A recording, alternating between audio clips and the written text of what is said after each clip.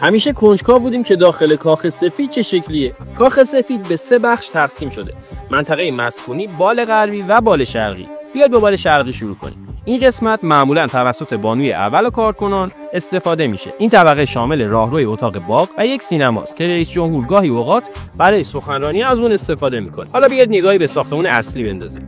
ساختمان اصلی شامل 4 طبقه و یه زیرزمینه. زیرزمین شامل انبارها، اتاق رختشویی و اتاقهای مکانیکیه. در طبقه اول سرویس بهداشتی به همراه اتاق چینی و اتاق نقره‌ای قرار داره.